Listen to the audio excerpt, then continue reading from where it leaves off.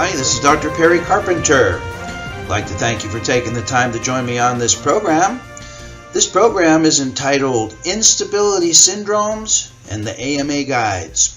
And in this program, we're going to do something that's never been done before in the industry. We're going to dissect chapters 15, chapter 16, and chapter 17 of the AMA Guides and pull out all the permanent impairment ratings in those chapters that relate to instability of the associated joints. Of course, that would be the spine joints in chapter 15, the upper extremity joints in chapter 16, and chapter 17 involves the lower extremity joints and articulations. And it seems that permanent impairments or permanent impairment ratings due to instability syndromes are largely underused permanent impairment rating options by qualified medical evaluators. And part of the reason for that lies in the fact that determining permanent impairment due to instability syndromes many times relies on radiographic measurements and findings. And in many cases, this represents an added burden and hurdle that qualified medical evaluators have to tackle prior to being able to even render an opinion for an impairment rating for one or more of the instability syndromes. Well, this is a real tragedy because many examinees present with instability syndromes if the qualified medical evaluator will simply take the time to examine and evaluate for it and obtain the necessary diagnostic studies to measure for these instability syndromes.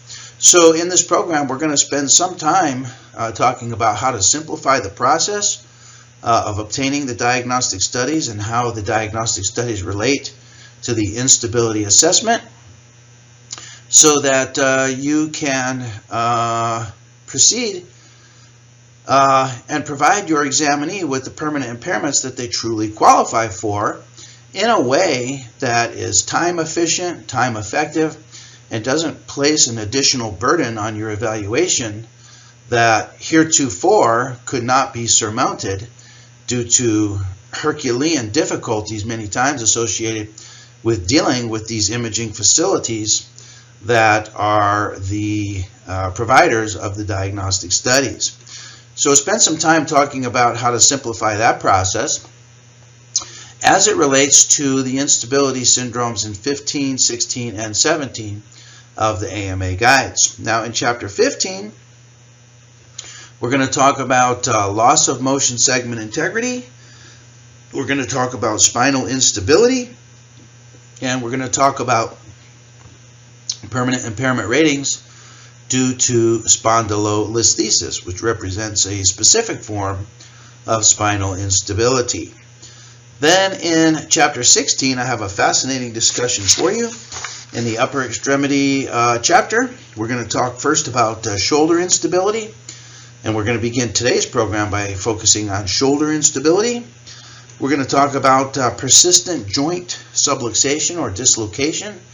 And that applies to any of the upper extremity articulations, especially the hand articulations. We'll talk about wrist and elbow mediolateral instability. Talk about wrist and elbow. We'll talk about carpal instability. And we'll talk about instability related to resection arthroplasty of the upper extremity.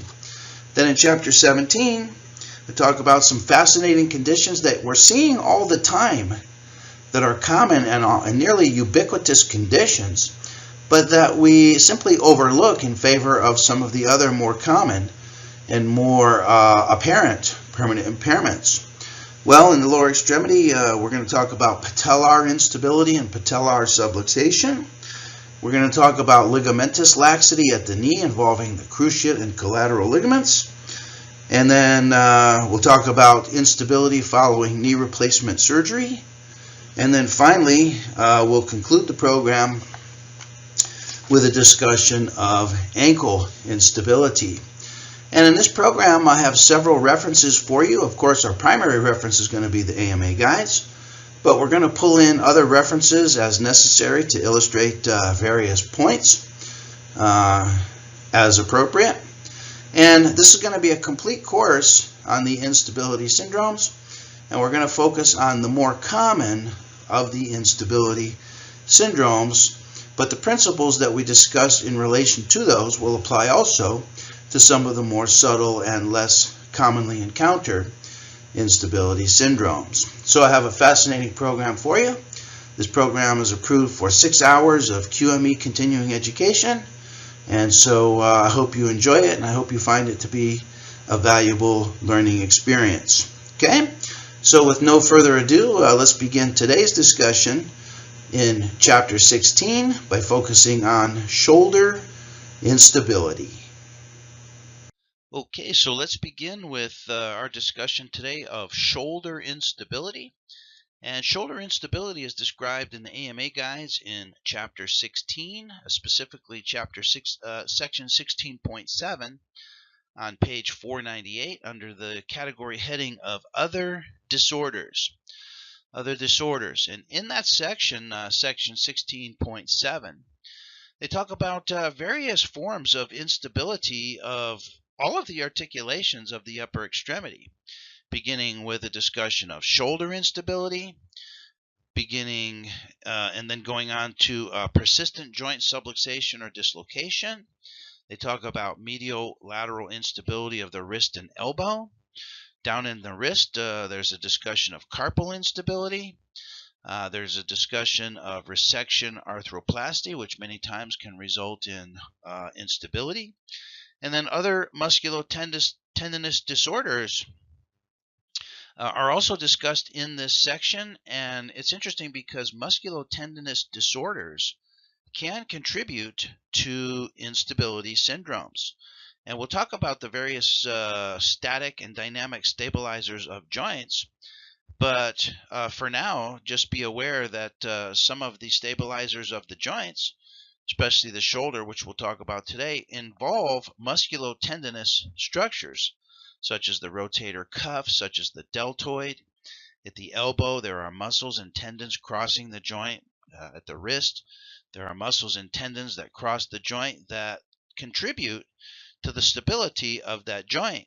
So therefore, musculotendinous disorders, such as, for example, weakness or flaccidity or paralysis of these associated muscles, or tendinous conditions, tendinopathy conditions of those tendons that cross the joints, contribute to laxity or instability of the joints.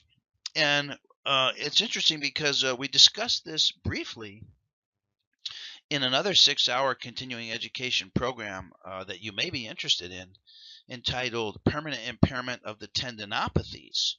So in your examinees who have tendinopathies, such as rotator cuff tendinopathy, such as patellar tendinopathy, such as lateral epicondylitis, and these other musculotendinous disorders, these examinees could qualify for permanent impairment ratings due to the tendinopathy condition and also due to the joint instability condition. So these conditions are many times overlooked, but they're well worth pursuing due to the wealth of permanent impairment ratings that they contain hidden within their definitions.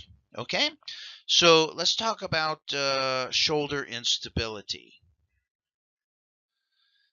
The AMA guides tell us on page 503 that shoulder instability, or recurrent joint subluxation, which is more of a chronic condition, or dislocation, which is more of an acute condition, usually occurs when the integrity of either the glenoid labrum and or of the surrounding capsulo-ligamentous and musculotendinous structures becomes compromised following either one or more acute traumatic dislocations, following repetitive microtrauma, or with certain arthritic conditions. So that's interesting. We have the glenoid labrum, we have the capsule and ligamentous tissues, and then also the musculo and tendinous tissues, all of which contribute to the stability of the joint. Well, any compromise to one or more of those structures can create an instability syndrome. Predisposing factors can include abnormal contour or alignment of the joint itself from either congenital or post-traumatic origins. And here we'll talk about the Hill-Sachs defect. The Hill-Sachs defect, which is a deformity of the head of the humerus following an acute traumatic dislocation. That deformity of the head of the humerus can contribute to future instability and recurrent dislocation and subluxation. Congenital laxity of the capsulo-ligamentous structures, for example, in Ehlers-Danlos syndrome. And I have a video to show you of an examinee who has bona fide and actual Ehlers-Danlos syndrome. And the video shows this particular examinee to repetitively dislocate her own shoulder. If you can believe that, if you've ever seen that. And then finally, musculotendinous imbalances, such as a rotator cuff disorder or a biceps tendinopathy condition. Finally, shoulder instability can be classified by direction, it can be classified by etiology, and it can also be classified by volition. And we're going to talk about a couple of different classification schema that have been described in the literature. So therefore, according to the AMA guides, using their classification system, we can have anterior shoulder subluxation, shoulder dislocation. We can have posterior shoulder subluxation or instability. We can have inferior subluxation or instability. We don't often have superior instability due to the overhanging acromion process. But here's three other directions to describe shoulder instability. So anterior, posterior, or inferior. And then the etiology can be either traumatic or atraumatic.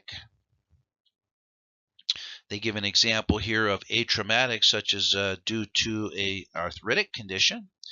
And it can also be classified by volition, where we have voluntary shoulder subluxers or voluntary shoulder dislocators, and then those who have instability or dislocation of their shoulder, which is involuntary. Okay, so they provide for us here in the AMA guides three different criteria to classify the shoulder instability. And I'll share with you another classification system in a moment, which provides for four different criteria. Okay, so just a couple of facts about shoulder instability and shoulder dislocations. This is according to the American Medical Society for Sports Medicine. They tell us that primary anterior shoulder dislocations, so anterior shoulder dislocations, the incidence, remember the incidence is the number of new cases per period of time. The incidence of anterior shoulder dislocation is somewhere between 8.2 and 23.9 new cases per 100,000 person years. So per 100,000 persons per year, somewhere between 8 and 24 people are presenting with a primary anterior shoulder dislocation, with an estimated prevalence, and the prevalence is the actual number of cases alive during a period of time, or at a particular period of time. So with an estimated prevalence of 1.7 to 2%, and they tell us that this may actually be an understated number because it does not describe dislocations in other directions, such as posterior or inferior dislocations. And it also does not describe lesser instability events. In fact, they're talking solely about anterior shoulder frank dislocations. Well, that doesn't include the infinite number of smaller subluxation events that can occur in multiple other directions. So you can assume that this number is actually much higher when considering the incidence and prevalence of the population that has some type of an instability syndrome in the shoulder.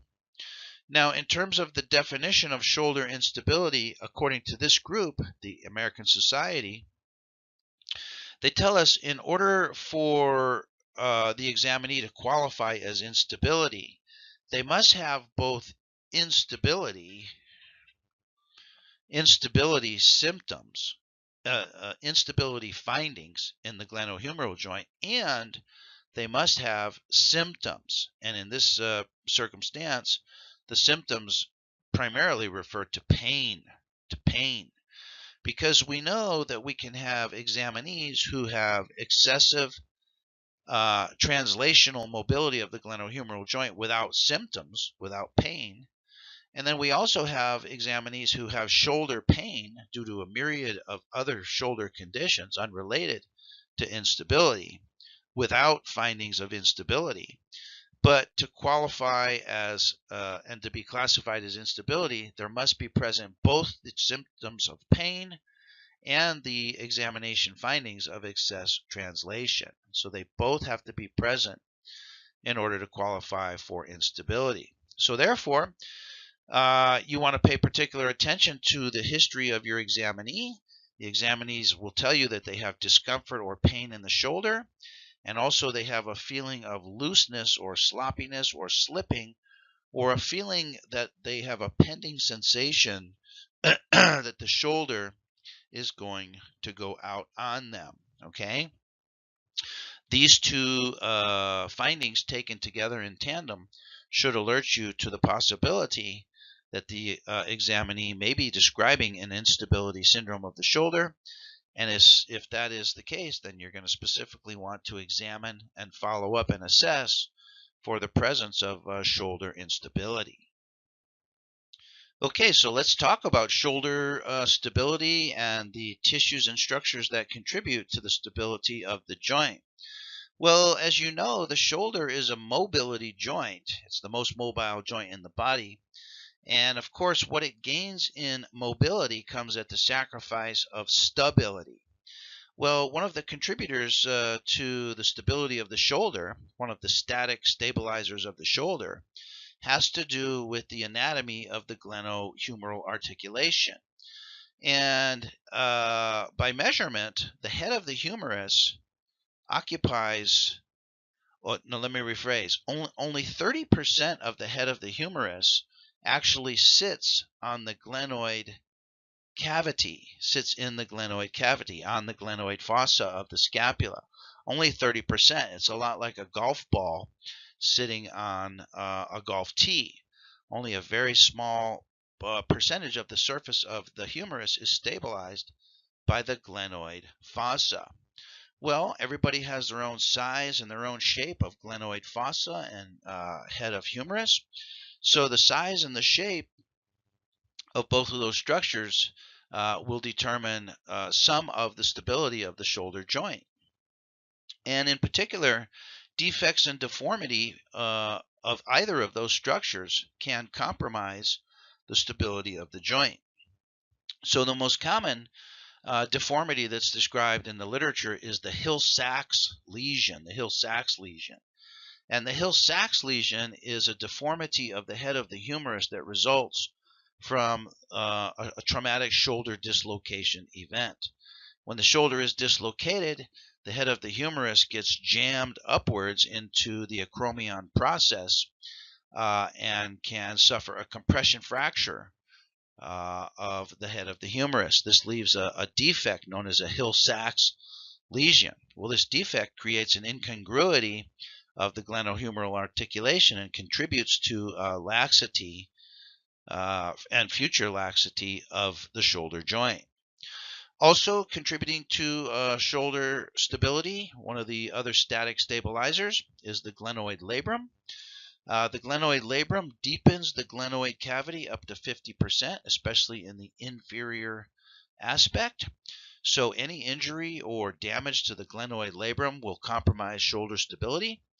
And the most common destabilizer of the shoulder related to the glenoid labrum is the so-called Bankart lesion, where the inferior aspect of the glenoid labrum becomes detached, may have tears, may have flap tears, such that the inferior aspect of the glenoid cavity becomes destabilized, and the head of the humerus can more easily sublux or even dislocate inferiorly due to this defect in the glenoid labrum. Now, the glenohumeral ligaments are again static stabilizers, and the glenohumeral ligaments are simply thickenings of the joint capsule, of the shoulder joint capsule. So we have anterior glenohumeral ligaments, we have inferior glenohumeral ligaments, we have superior glenohumeral ligaments, and there's a simply localized collections of thickenings of the capsule. Well, the glenohumeral ligaments, along with the coracohumeral ligament, provide stabilization to the superior aspect of the glenohumeral joint. The anteroinferior portion of the glenohumeral ligaments is the weakest part of the glenohumeral ligament complex, especially in an abducted and externally rotated shoulder. And this is what allows the glenohumeral joint to dislocate anteriorly due to this weakness in the anterior and inferior portion of the glenohumeral ligament. And this abducted and externally rotated position and the anteroinferior portion of the glenohumeral ligaments is one of the structures that we test for when we perform our shoulder physical examination. And this sounds a lot like the shoulder apprehension maneuver, which it is, and we'll talk more about that maneuver and how to do it in just a couple minutes. So in addition to the static stabilizers of the joint, we also have the dynamic stabilizers, and this is where the musculotendinous structures come in, the most important of which is the rotator cuff tendon, and then also the bicep muscle. And I should also add in here the deltoid muscle, and I should also add in here the bicep muscle and the bicep tendon, as the bicep tendon crosses, of course, over the superior aspect of the glenohumeral articulation. So any compromise of either the static or dynamic stabilizers, either in isolation or in combination, is going to contribute to a lack of stability or a loss of stability of the glenohumeral joint. And again, according to the American Society for Sports Medicine here, this is not the AMA guides, and we talked about several of the risk factors that are described in the AMA guides, but according to the American Society of Sports Medicine, they describe risk factors for shoulder instability to include young age, meaning late teens to mid-30s. This seems to be the age bracket most predisposed and prone to shoulder dislocation and subluxation events. Involvement in high-demand contact sports activities. We're not going to see that, of course, in the industrial setting. More in the industrial setting, we're going to see the repetitive microtrauma and the arthritic conditions contributing to shoulder instability. But in the population at large, it's these high-demand contact sports activities that provide the necessary traumatic forces to the shoulder to cause either a dislocation or a subluxation event.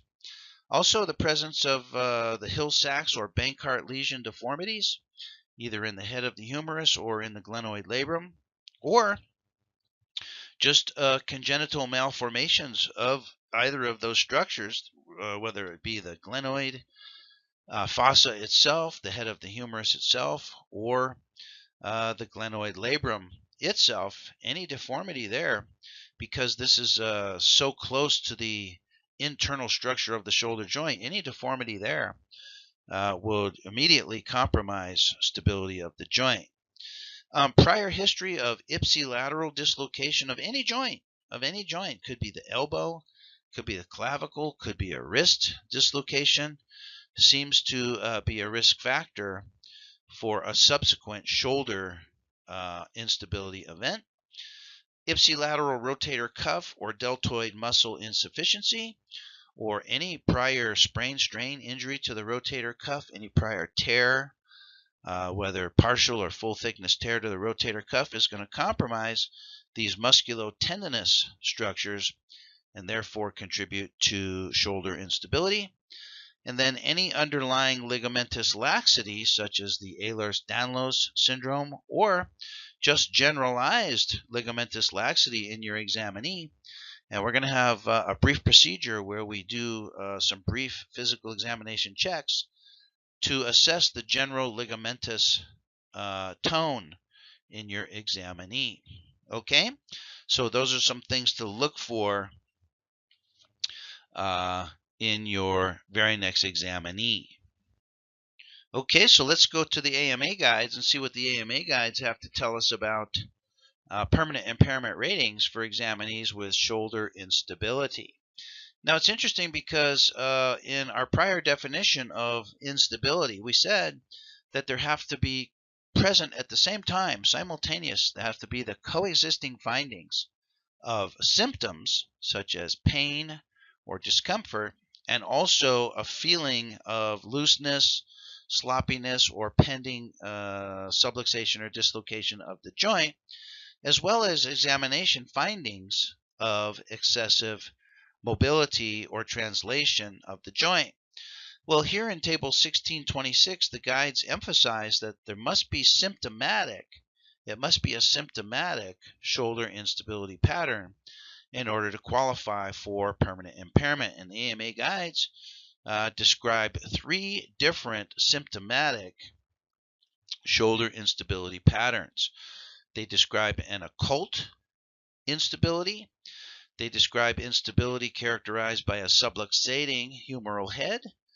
And they describe shoulder instability associated with a dislocating humeral head. So with an occult instability, it's not necessary to have a confirmed history of acute trauma. That's what makes the instability occult. It's not associated with an acute trauma. However, there must be a consistent relationship of the symptoms with specific activities and ranges of motion that reproduce those particular symptoms, such as pain or such as a feeling of looseness. The clinical symptoms are variably reproducible on shoulder stability testing, although there is some definite excess translation of the shoulder present, even though there may not be any other demonstrable etiologic anatomic lesion causative for the excess translation of the glenohumeral joint. So with an occult instability, that examinee has some variable symptoms.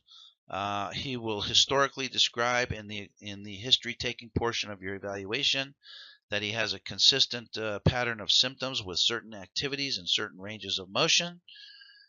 And you will find on physical exam some mild excess translation of the joint, even sometimes in the absence of pain.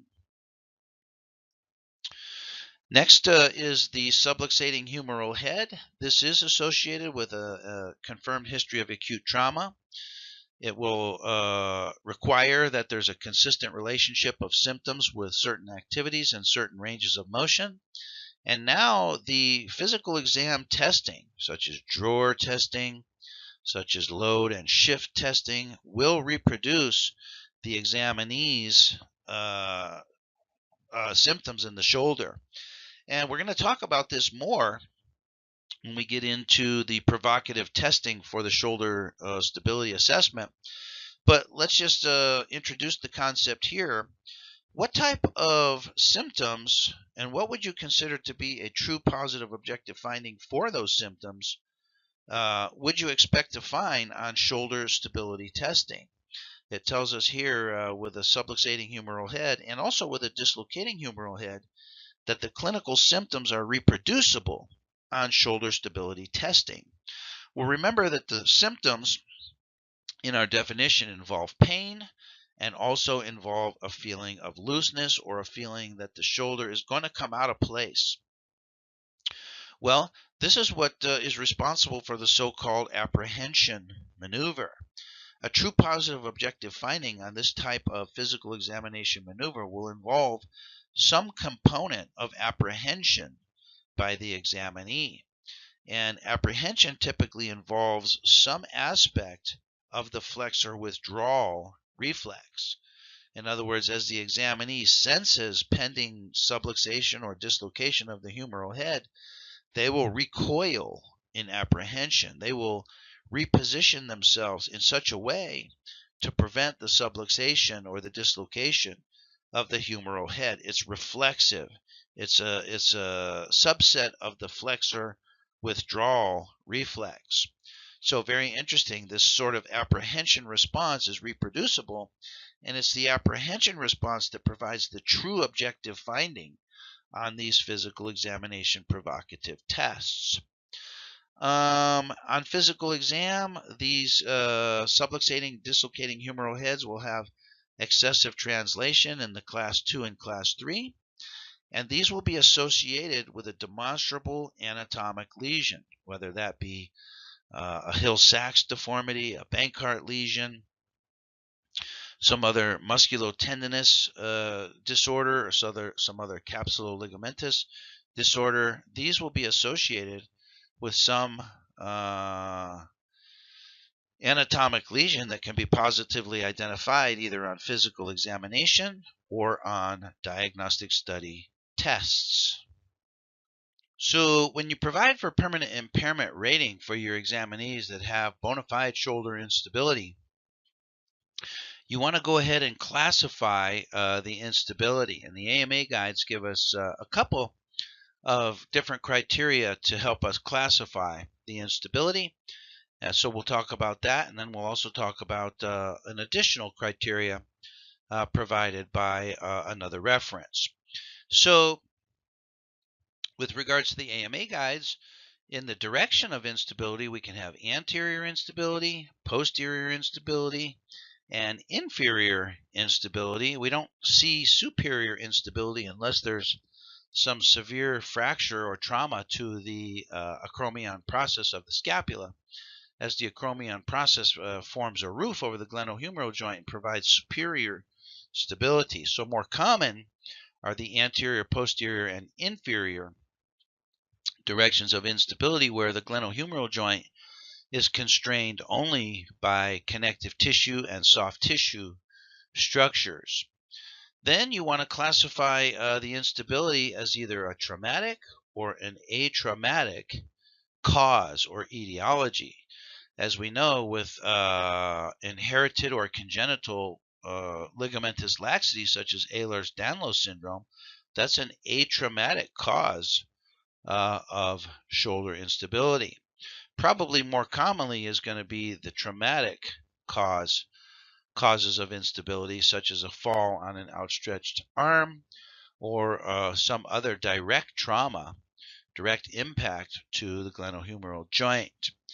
And then also you want to classify the shoulder instability by volition as to whether the examinee can voluntarily sublux or dislocate their joint, or whether any subluxation or dislocation that does occur of the joint is involuntary rather than voluntary. With the involuntary cases, this is going to be more associated with some type of specific motion, some type of specific range of motion, or some type of specific action that the examinee does that stresses those compromised soft tissue and connective tissue structures and creates and reproduces those symptoms of looseness, laxity, or pending subluxation of the joint. Now, another classification system that's been proposed by the American Medical Society for Sports Medicine includes also an additional couple of criteria, a couple of which are the same and a couple of which are different than what the AMA guides describe. And it seems that the classification of shoulder instability is a big deal in the literature as we speak, as authors and researchers and publishers and clinicians are all trying to arrive at a common language to describe the shoulder instability syndrome. So most recently, this has been proposed by this particular group, and it's called the FEDS classification system, where F refers to the frequency of the instability of the shoulder. It can be simply due to a solitary singular event, such as a one-time subluxation or a one-time dislocation. The frequency can be occasional, or it can also be frequent. And some of these voluntary shoulder dislocators can dislocate their shoulder frequently, meaning they can do it repetitiously, couple times per minute, even if they want to. I've had demonstrations to me by two voluntary dislocators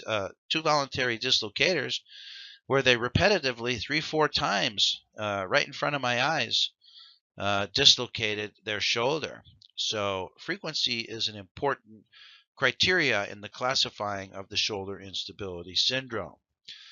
Similar to the AMA guides, we have traumatic and atraumatic causes. Similar to the AMA guides, we have anterior, posterior, and inferior instabilities. And this classification system also offers up a fourth criteria, which has to do with the severity of the instability. And basically, there's two grades of severity. There is a subluxation where portions of the humeral head remain in congruous contact with the glenoid fossa.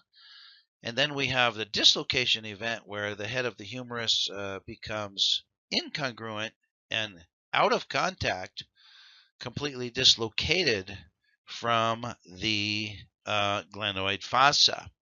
Now it's interesting, all of these classifications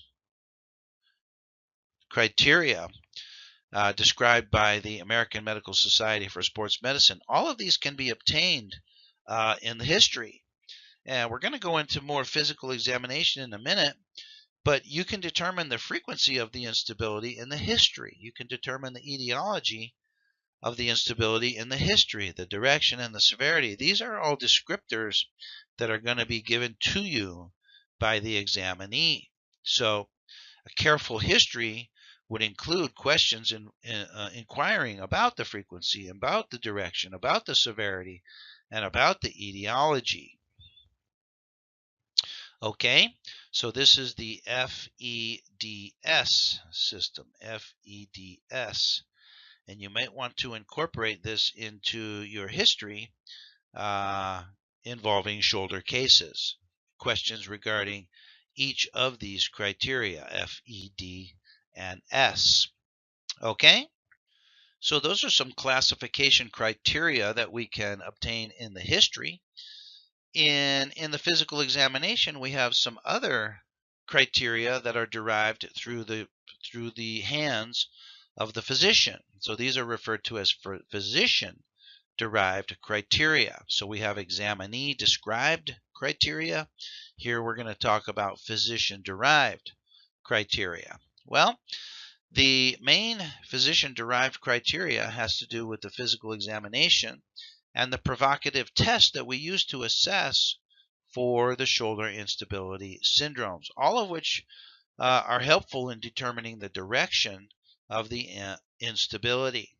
So, for example, we'll talk about the anterior apprehension test, which gives us some indication as to the presence or absence of anterior instability. We'll talk about the sulcus sign, which is giving us information about the presence or absence of inferior instability. And then we have the load and shift test for informing about posterior instability. And according to the literature, each of these physical examination maneuvers are associated with high sensitivity and high specificity, such that each of these tests are quite specific for the particular condition. So, for example, the anterior apprehension test is quite specific for anterior instability, and it's also very sensitive, meaning that when you have a positive apprehension response on anterior apprehension testing, that tells you with high sensitivity that that condition is actually present, that the physical examination finding of the apprehension response from the examinee is a true positive finding for anterior instability. Similarly for the sulcus sign, and similarly for the load and shift test. Okay, so these are all different ways that help in the classification of the particular instability syndrome that we're confronted with. Now, at various times or in various references and sources, you may have heard of the terms multidirectional instability and subtle instability. But according to this group, the American Society for Sports Medicine, they are recommending that these terms be discarded. And let me read to you what they have to say about these two particular terms. So with regards to multidirectional instability, they tell us, this is the Sports Medicine Society, they tell us that in first introducing the term multidirectional instability in 1980, Neer and Foster, and you've probably heard of Neer. Neer has some shoulder tests, the Neer test. Neer and Foster originally described the condition of multidirectional instability as having the primary feature of an increased sulcus sign, which would equate to having primary inferior symptoms in the proposed classification system, meaning in the proposed system, the FEDS system, proposed by this group, the American Medical Society, a sulcus sign indicates inferior instability. Well, it could be argued that every form of shoulder instability could have excessive translations in multiple planes, as biomechanical and clinical research suggests that the capsule of the glenohumeral joint behaves as a circle, and that injuries are unlikely to produce damage in only one part of the capsule. As a result, the concept of multidirectional instability is flawed, and it is unlikely to have a clear agreed upon definition among clinicians. As such, we argue for its elimination, substituting the primary direction to describe the direction of instability instead. So the primary direction would be either anterior, posterior, or inferior, and they're suggesting that the term multidirectional instability be discarded. Also, with regards to subtle instability, they tell us that Job, another shoulder researcher, in 1989, he used the term subtle instability to describe the athlete with shoulder pain. The athlete with shoulder pain. In this condition, the patient may not have symptoms of the shoulder subluxing or dislocating, yet excessive laxity in the capsule presumably leads to other pathologies and other symptoms such as pain. So Job used an instability operation to treat these patients and reported good success. We would argue that the term subtle instability is a poor choice and that perhaps excessive laxity would have been better. Again, we refer to the concept that symptoms of instability are required for the diagnosis of stability.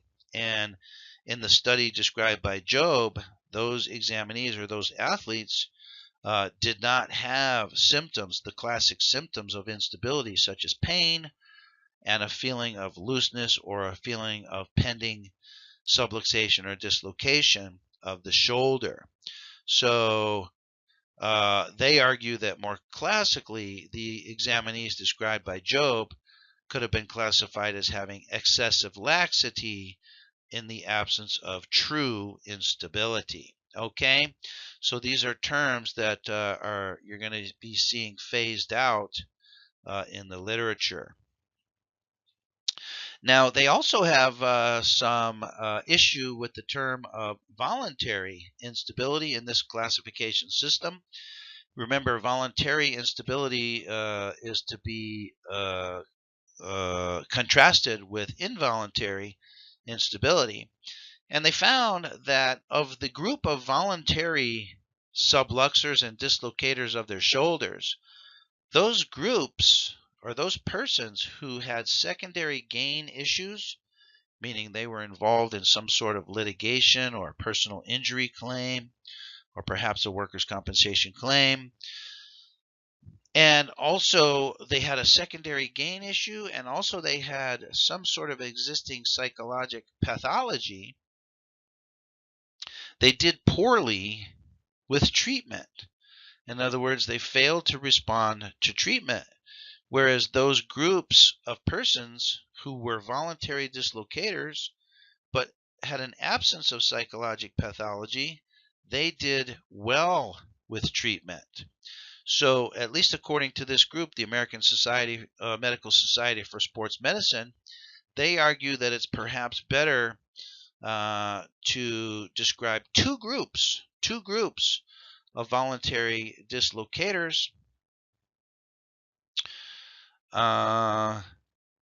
distinguished by the presence or absence of psychologic pathology.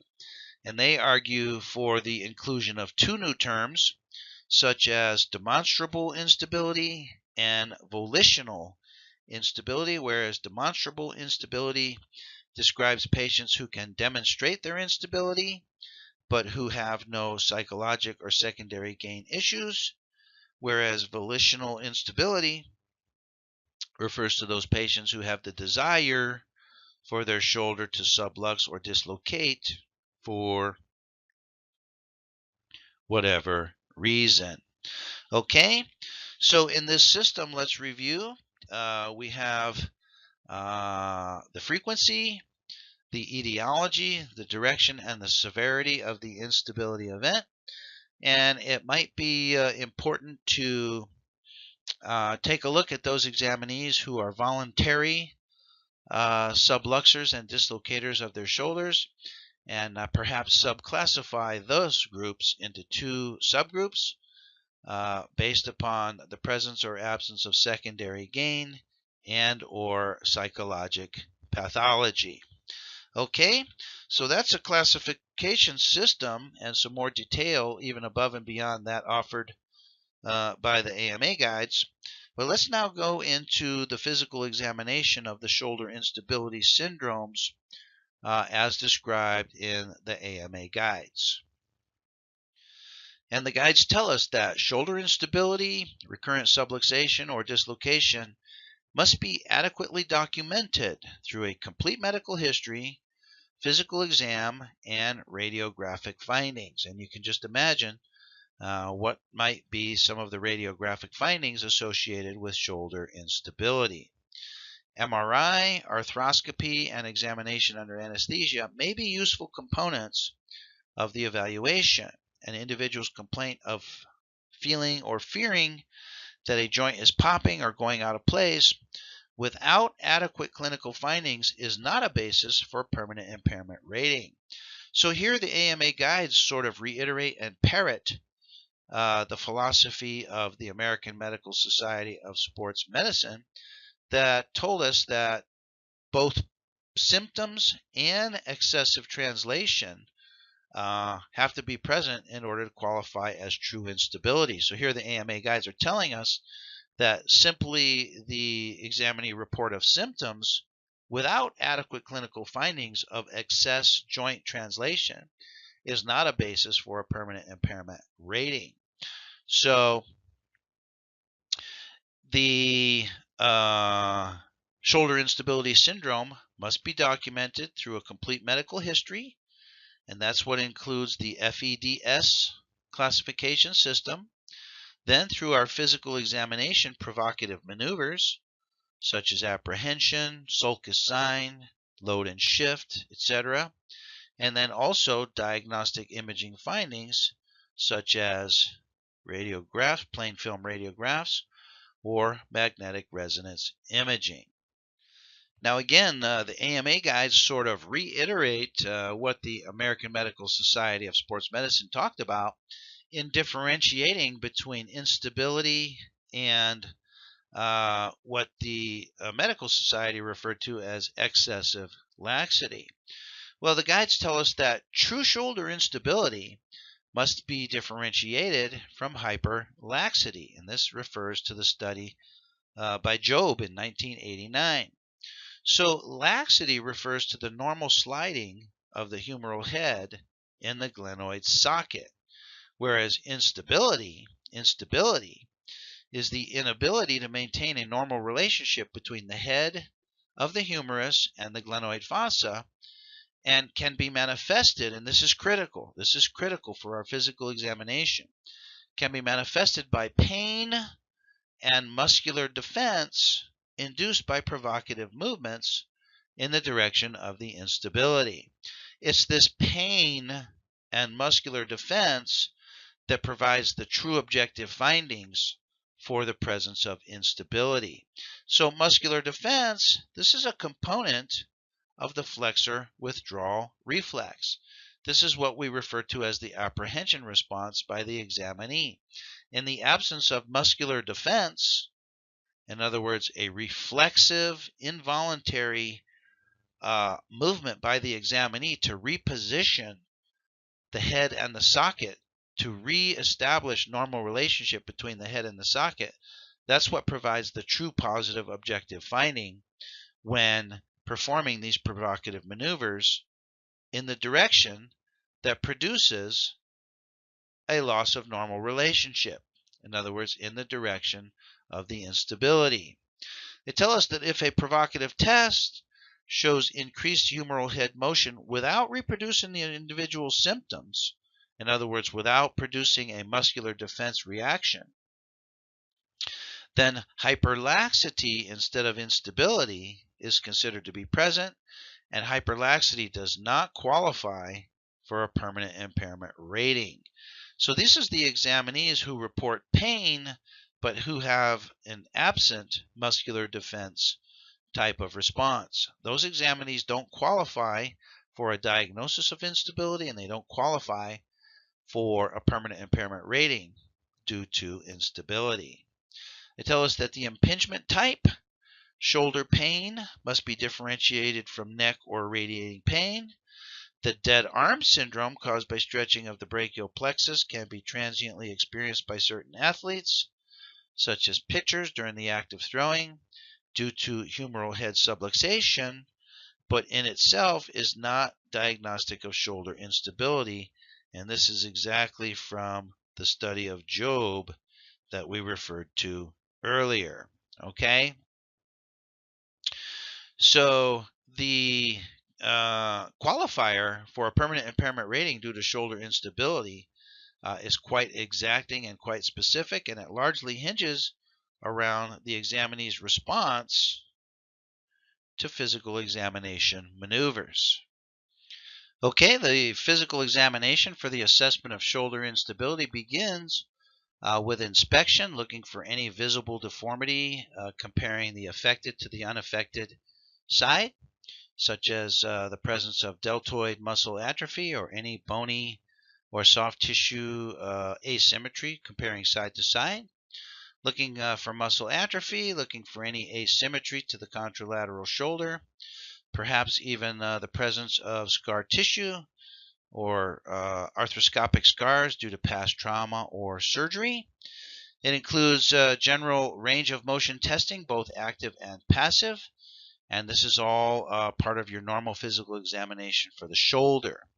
You can also want to assess for generalized ligamentous laxity throughout the body, so that you can determine whether or not this examinee is predisposed to recurrent shoulder subluxation or dislocation as a result of some non-traumatic condition due to some inherited or congenital condition.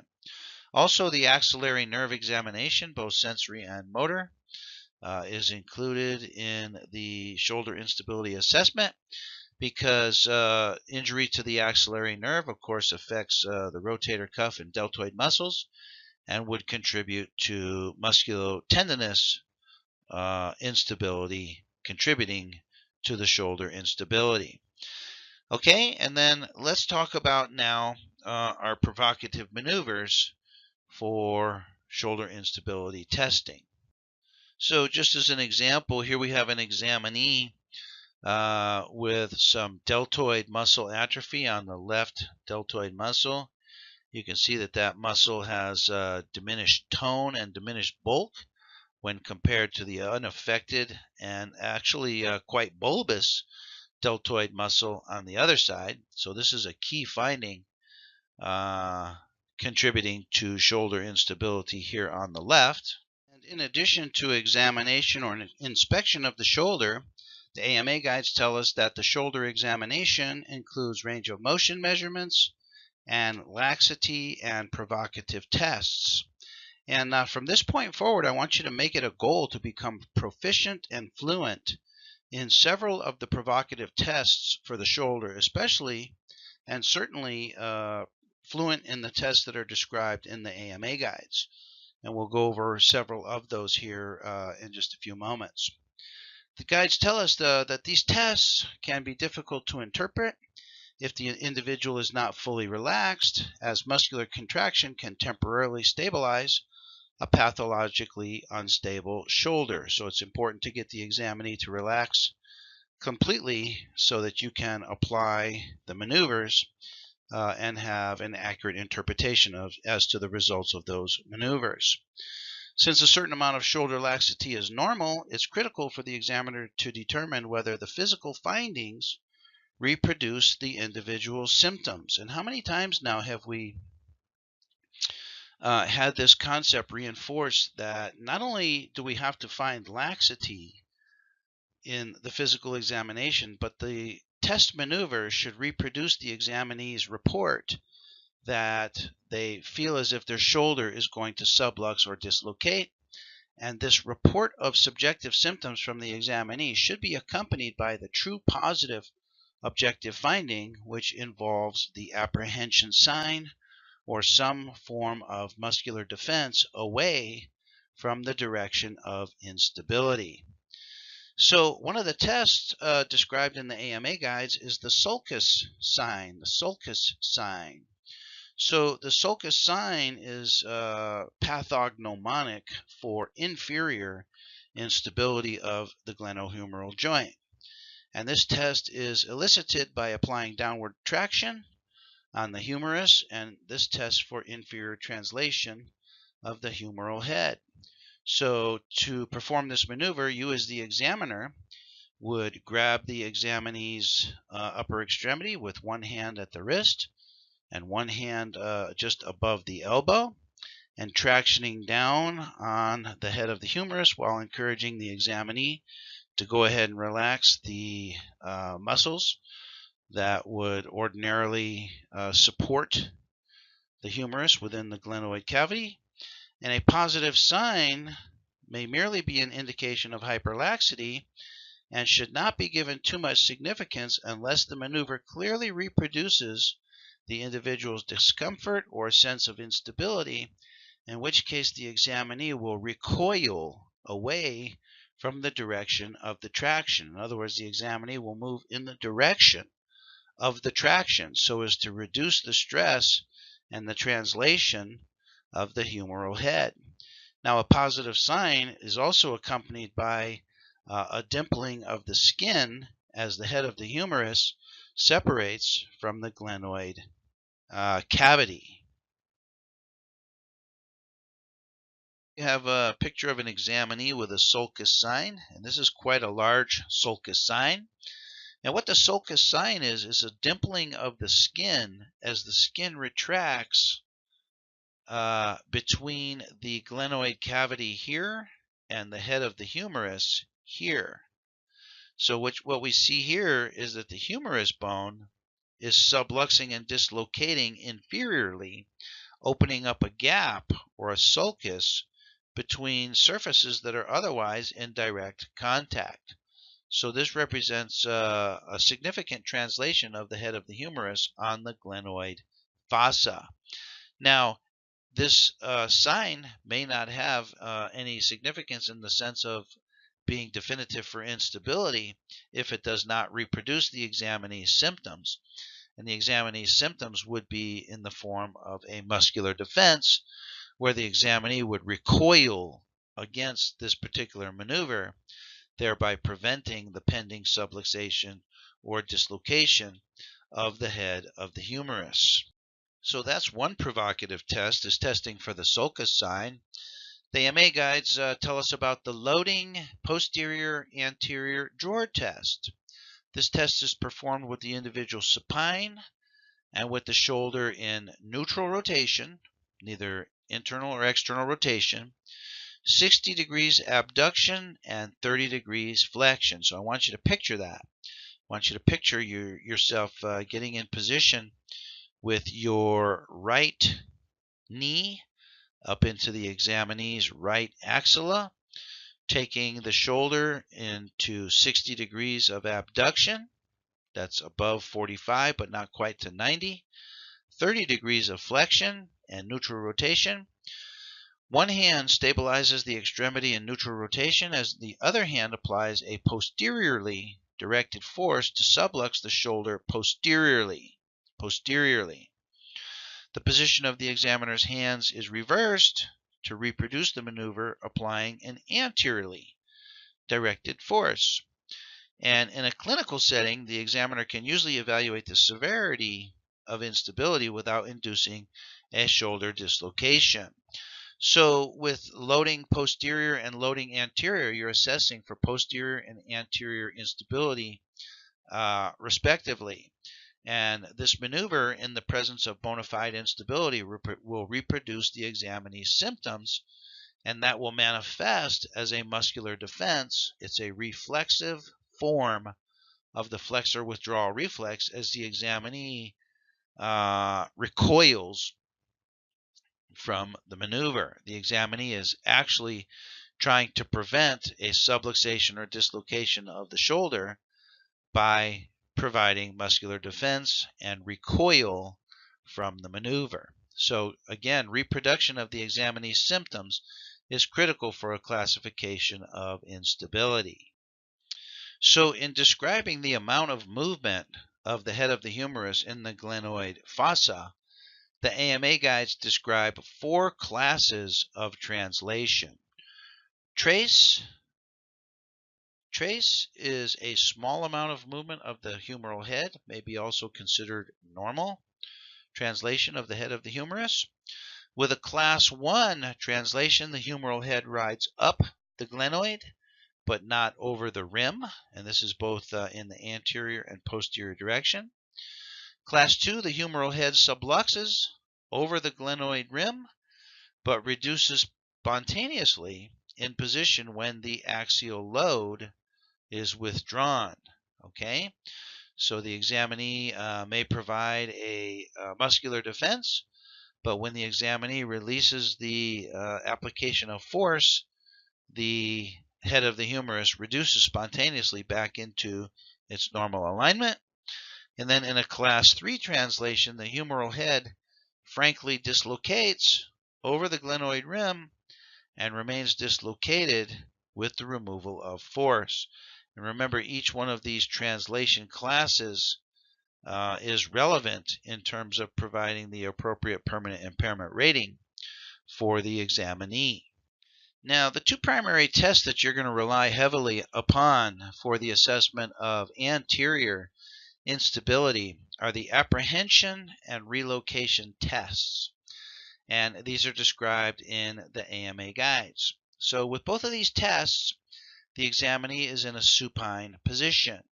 First, you perform the anterior apprehension test by applying external rotation to the glenohumeral joint as the shoulder is held in 90 degrees abduction. So this is bringing the arm 90 degrees away from the side of the body in abduction. And then taking the glenohumeral joint and taking it through maximum external rotation. Now, some authorities talk about placing your hand then again underneath the head of the humerus and applying a anteriorly directed force from posterior to anterior as the external rotation is maintained and even enhanced. But in the AMA guides, they don't describe that. They simply talk about external rotation with the shoulder in 90 degrees of abduction. If the test is positive, the individual fears that the humeral head will slide out and causing pain. Muscular defense against the motion is usually present. So in the absence of muscular defense, you will not have a true positive objective finding. But they tell us that in this particular case, they recommend a confirmatory maneuver known as the anterior relocation maneuver. So they tell us the presence of pain alone, or even the muscular defense alone, is not necessarily diagnostic of instability, and they recommend this confirmatory test, the anterior relocation test. With the anterior relocation test, you simply apply a posteriorly directed force to the head of the humerus after the examinee provides a positive response to the apprehension maneuver. So the sequence is apprehension maneuver followed by relocation test.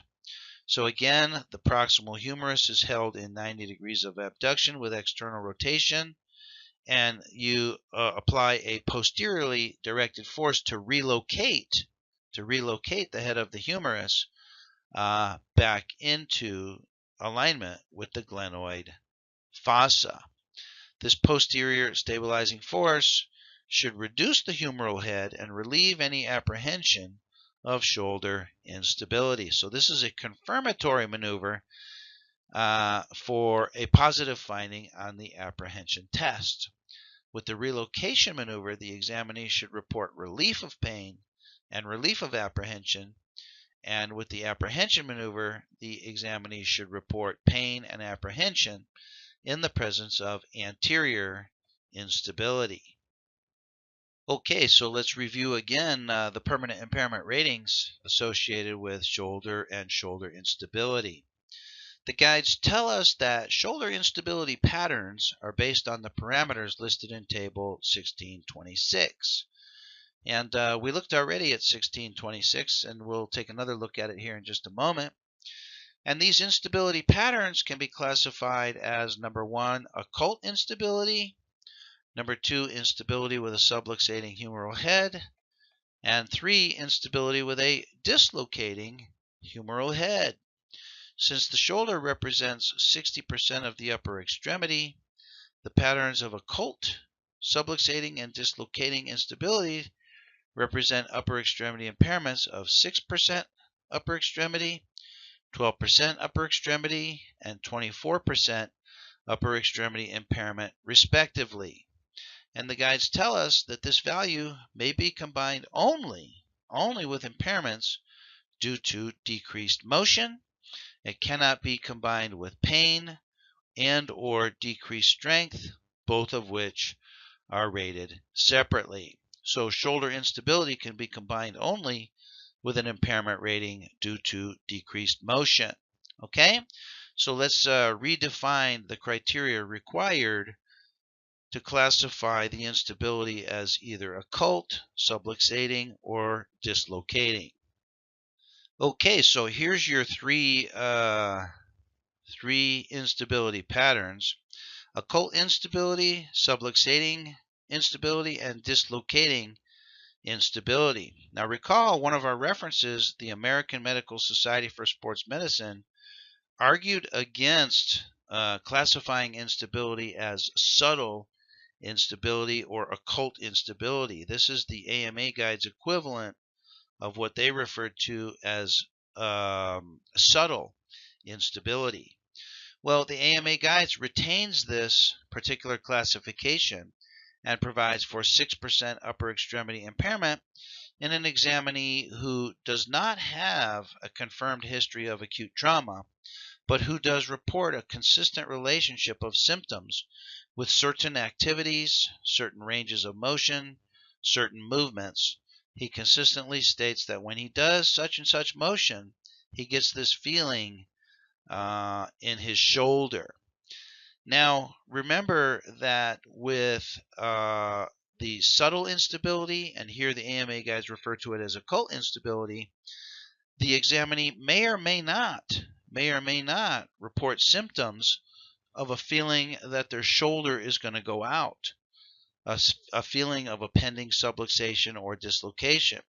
In the study described by Job in 1989, his athletes described pain but they did not describe feelings of subluxation or dislocation.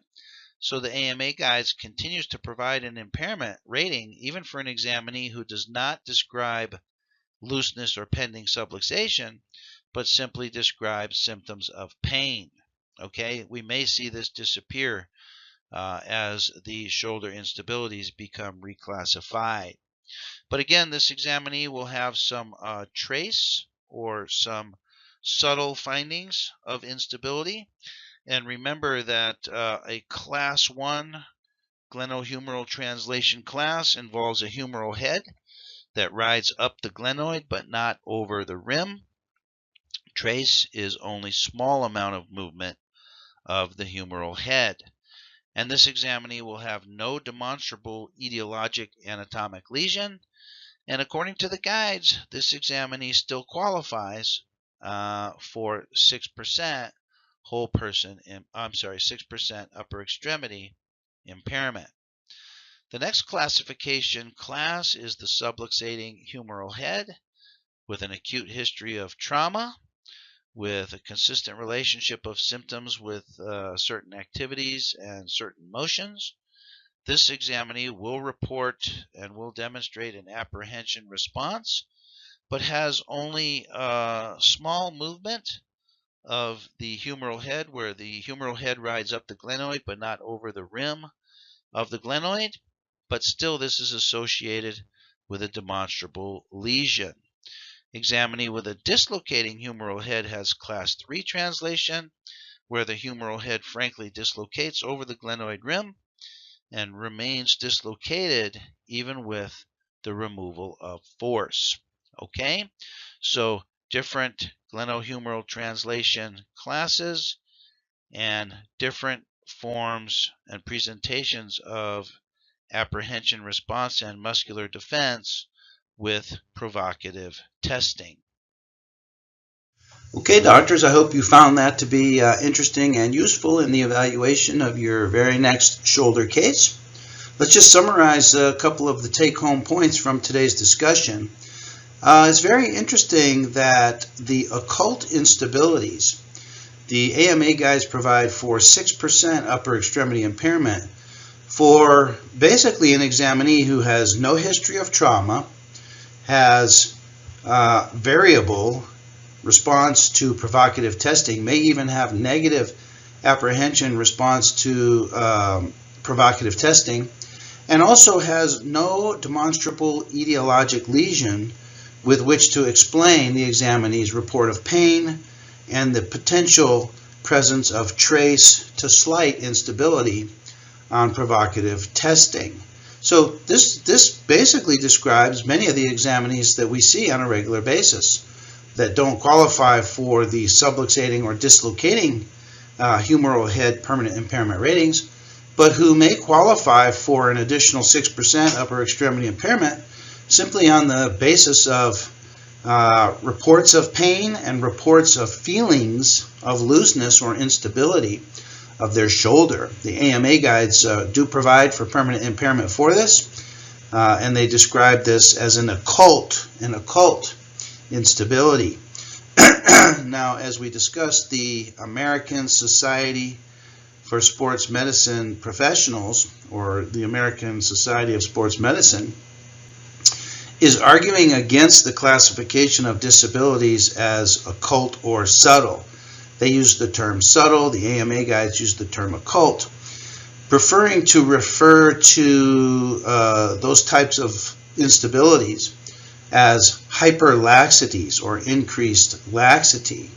And it's interesting, this may provide a contradiction in the AMA guides, where the AMA guides clearly admonish us to distinguish between hyperlaxity and instability, and the AMA guides tell us that hyperlaxity does not qualify for permanent impairment, and yet they do tell us that an occult instability, even in the absence of an apprehension response by the examinee to provocative testing, can qualify for an additional 6% upper extremity impairment. So this may be a additional permanent impairment rating that you may feel is applicable to your shoulder injury examinees. The other two classes of shoulder instabilities described in the AMA guides require stricter criteria.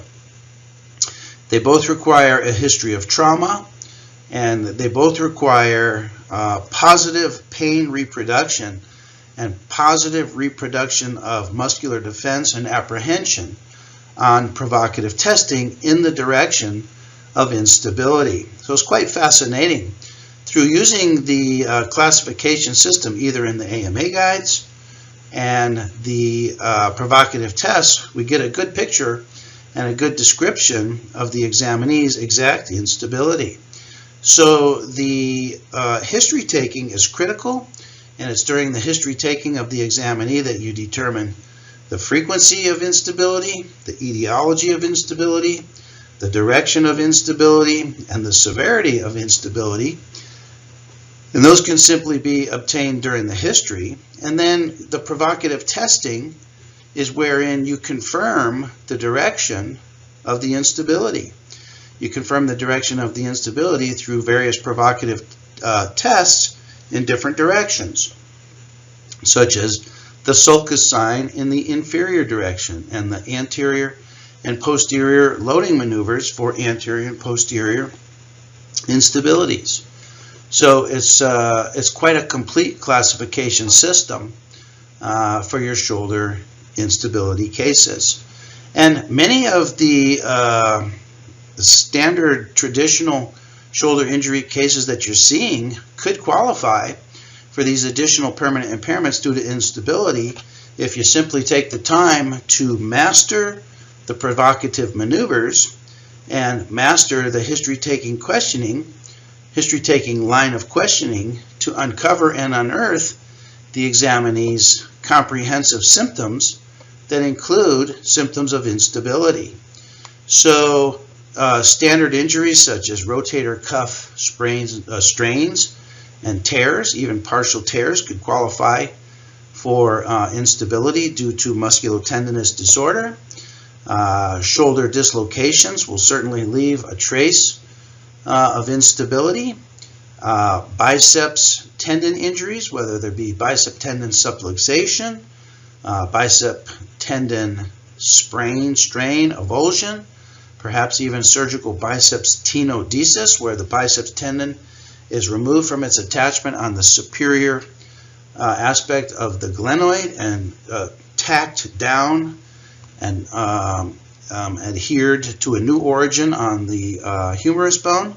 This certainly compromises the musculotendinous contribution to stability across the joint. So many of your standard shoulder injury cases could qualify for additional impairment due to shoulder instability if you simply incorporate these maneuvers into your standard shoulder examination protocol.